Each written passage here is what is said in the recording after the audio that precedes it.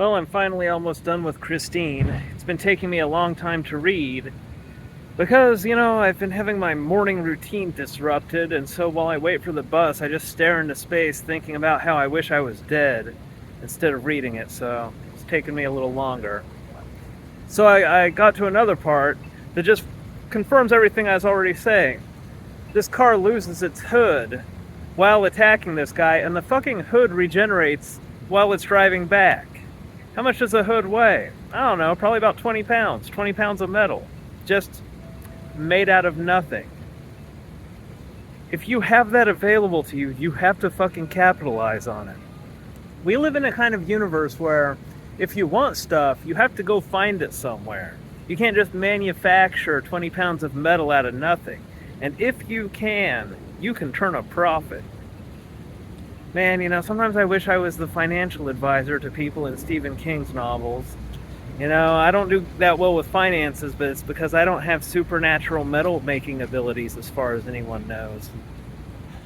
Maybe it's just because I hate everyone and everything and every moment of life, but just lately I just tend to side with the villains on stuff. Like Voldemort. Okay, he wants to kill all of the filthy mudbloods. Now, is that really so wrong? Now, we as muggles are like, no, we want to live. But let's look at this fucking objectively here. He thinks that magical people are superior because that's an objective truth. They are superior. Like, if you have a thing, and then a thing that's identical in every way except that it can bend the laws of reality to its liking, the second thing's superior. It does all the things the first thing does, and can manipulate fucking reality itself. It's the definition of superior.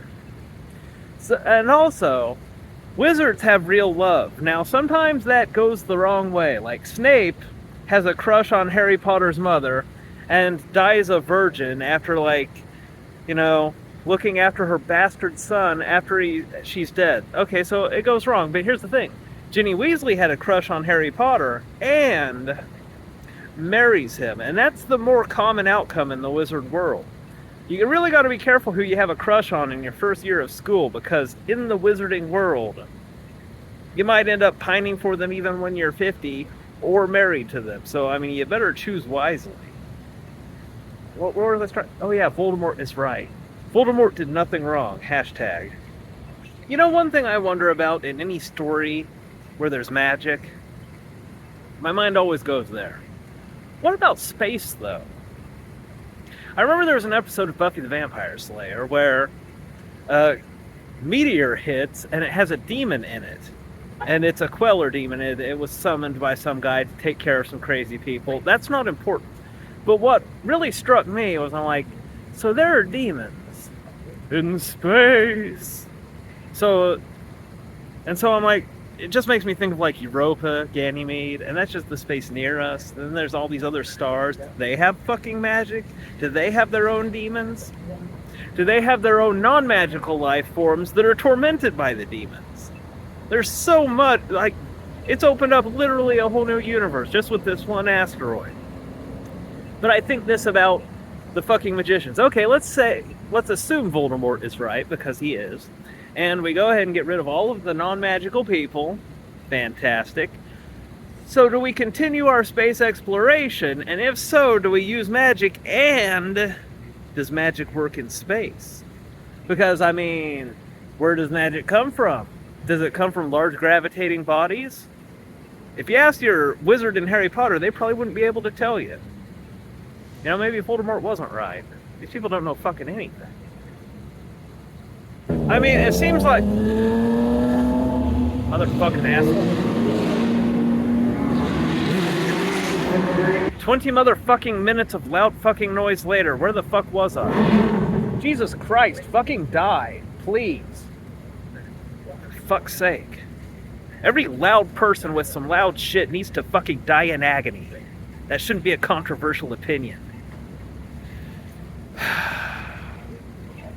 I'm just so beside myself with how much I hate humanity. What was I even fucking talking? You fucking die! Give me 20 more fucking minutes! Is it so wrong that I think that every person with their loud vehicle needs to be dragged out of that vehicle and cut into tiny millimeter thin slices, starting at their feet, having lemon juice and salt poured on the wounds at every step. I don't think I'm a bad guy for thinking that. I think that's just reasonable. Oh yeah, anyway, space would be a lot easier to explore if it was just magical people, it seems like, because you wouldn't have to figure out fusion, you wouldn't have to worry about the tyranny of the rocket equation. You just get some guy with a wand going locomotor spaceship, and then just have it, accelerate magically to close to the speed of light. Put a magical shield up there for all of those fucking particles hitting the spaceship and producing deadly radiation.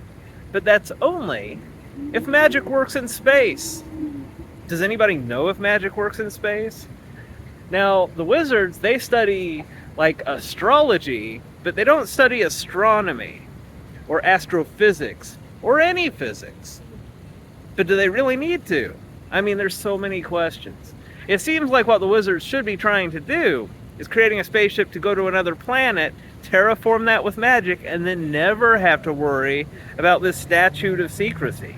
I mean, it seems like a lack of self-respect going through this life where you're just constantly hiding from the majority of the population because they're assholes. Either kill the rest of the population or move to another planet.